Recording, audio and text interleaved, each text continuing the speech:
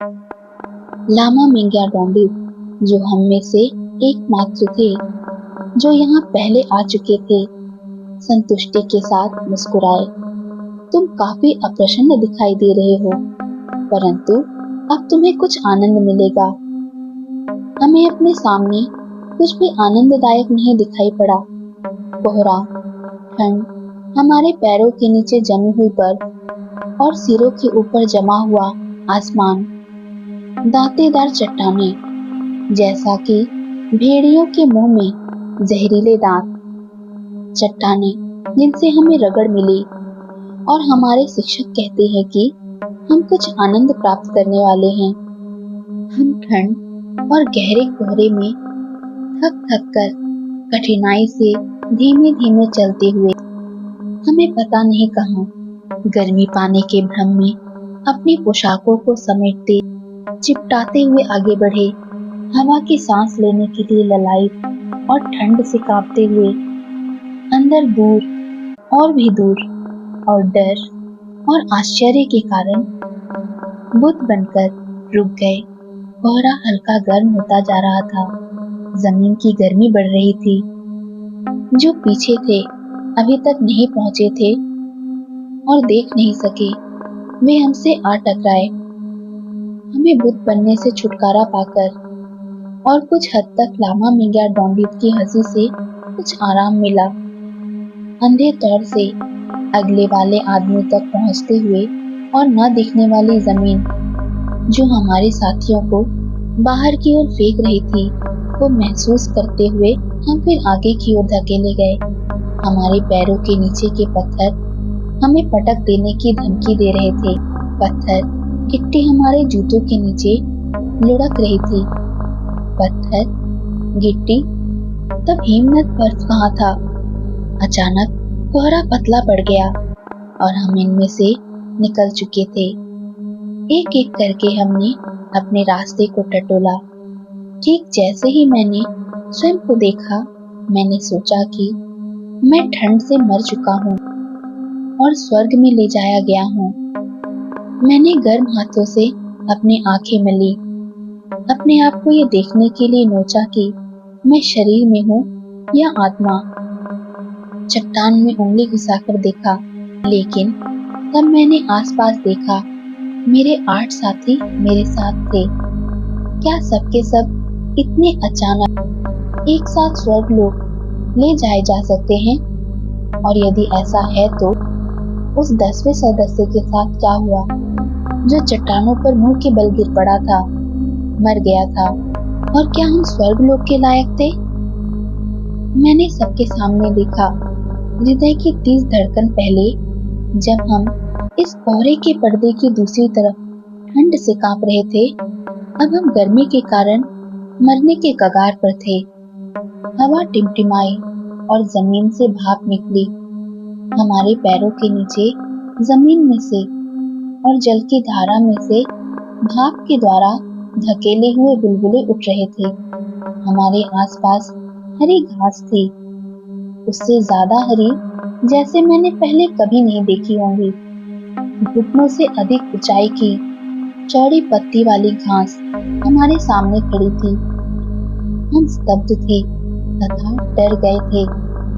हमारे अनुभवों के परे यहाँ जादू था। तब लामा मिंग्या डोंडित ने कहा, यदि मैं वैसा देखूं जब मैंने इसे पहली बार देखा था, तब मुझे एक दृष्टि मिली। तुम लोग ऐसा अनुभव करो, इसे इस तरह से देखो मानो कि तुम सोचते हो कि बर्फ के देवता तुम्हारे साथ खेल रहे हैं। हमने चारों तरफ देखा। चलने से लगभग बुरी तरह से डरे हुए थे। तब हमारे शिक्षक ने फिर कहा, हमें जलधारा के ऊपर से कूदना चाहिए। ऊपर से कूदो, क्योंकि पानी उबल रहा है। कुछ मीलों आगे जाकर हम एक वास्तविक अत्यंत सुदूर स्थान पर पहुंचेंगे, जहां हम विश्राम कर सकते हैं। हमेशा की तरह वे ठीक थे। लगभग 30 मील जाकर हम पूरी तरह से घास से भरे हुए मैदान पर अपने पोशाकों के बिना पसर कर लेट गए।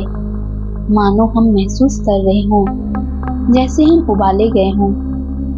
यहाँ ऐसे पेड़ थे जो मैंने इससे पहले कभी नहीं देखे और शायद भविष्य में भी नहीं देख पाऊंगा। बहुत अच्छे, रंगीन, हर चीज के ऊपर फूल छाए हुए थे। झड़ती हुई लताएं पेड़ के तनों से लिपटी हुई थी और शाखाओं से झूल रही थी। सुखद मैदान जिसमें हम लेटे थे कि थोड़ा दाईं तरफ हम एक छोटी झील देख पा रहे थे और उसकी सतह पर उठती लहरें और भंवरें उसके अंदर जीवन होने के संकेत दे रही थी। हम अभी भी जादू से सम्मोहित होते लग रहे थे। हमें भरोसा था कि हम गर्मी से मर चुके हैं और अस्तित्व के दूसरे तल पर मौजूद हैं, या हम सर्दी से मर चुके हैं। हम नहीं जानते थे। हरियाली बहुत आयत से थी। अब जबकि मैं यात्रा कर चुका हूँ, मुझे कहना चाहिए कि ये विश्वत रेखी जैसी थी। चिड़िया थी जो अभी तक मेरे लिए अनजान है। ये ज्वालामुखी का क्षेत्र था। गर्म झरने और गंधक की दुर्गंध जमीन में से बुलबुले देकर बाहर निकल रहे थे। मेरे शिक्षक ने हमें बताया कि उनकी जानकारी के अनुसार इस उच्च क्षेत्र में से केवल 2 स्थान हैं। उन्होंने बताया कि ऊंची ऊंची दीवारें गर्म हवा को बांधे रखती हैं। घना सफेद कोहरा जिसमें से गुजरकर हम आए थे वह ठंडी और गर्म दोनों धाराओं का संगम था। उन्होंने हमें ये भी बताया कि उन्होंने दैत्याकार जानवर के कंकाल देखे हैं जो जीवन में 20 या 30 फीट ऊंचे जानवर को संभाले रहे होंगे। बाद में मैंने स्वयं ये हड्डियां देखी। मैंने यहाँ यति पर पहली नजर डाली। मैं चुनी हुई जड़ी बूटियों को मोड़ रहा था, तभी किसी चीज ने मेरी नजर खींची। वह मुझसे 10 गज की दूरी के अंदर ये प्राणी था जिसके बारे में मैं इतना सब कुछ सुन चुका था। अब मैंने सोचा कि यति ने मुझे पकड़ लिया है और मैं इस विषय में खुश नहीं था। हमने एक दूसरी तरफ देखा। हम दोनों ही थोड़े समय के लिए, जो अनंत प्रतीत हुई, डर के मारे जम गए। वह एक हाथ से मेरी ओर इशारा कर रहा था और म्याऊ जैसी एक आवाज बिल्ली के बच्चे की तरह से निकाल रहा था। उसके सिर में सामने की तरफ फ्रंटल लॉब नहीं था, बल्कि दोनों भारी भारी भौं के पास से सीधे पीछे की ओर झुका हुआ था। टोड़ी काफी झुकी हुई थी और दांत बड़े और विशिष्ट प्रकार के थे। फिर भी खोपड़ी की क्षमता एक आधुनिक मानव जैसी लगी, जिसमें से माथा गायब कर दिया गया हो। हाथ और पैर बड़े और चौड़े थे, टांगे मुड़ी हुई थी और भुजाएं सामान्य से अधिक लंबी थी। मैंने देखा कि वह जानवर अपने पैरों पर बाहरी तरफ को चलता है, जैसे कि आदमी करते हैं। बंदर और इस श्रेणी के दूसरे जानवर बाहरी सतह पर नहीं चलते। जैसे ही मैंने देखा और मैं शायद डर के मारे या किसी दूसरे कारण से उछल गया। यति चीखा, मुड़ा और उछलकर दूर भाग गया। ऐसा लगा कि एक टांग की उछाल हो। मेरी खुद की प्रतिक्रिया भी विपरीत दिशा में भागने की थी। बाद में इस संबंध में सोचते हुए मैं इस नतीजे पर पहुंचा कि मुझे 17,000 फीट से अधिक की ऊंचाई पर तिब्बती दौड़ के रिकॉर्ड को तोड़ देना चाहिए। बाद में हमने कुछ दूरी पर कुछ यति देखे। हमारे द्वारा देखे जाने पर उन्होंने छिपाने की जल्दी की और हमने निश्चित रूप से उनको उत्तेजित नहीं किया। लामा मिंग्याडोंगडुप ने हमें बताया कि ये यति विकास के रास्ते में मानव जाति से पीछे की ओर धकेले हुए थे, जिन्होंने अलग रास्ता अपना लिया था और जो अलग थलग प्रदेशों में ही रह सकते थे।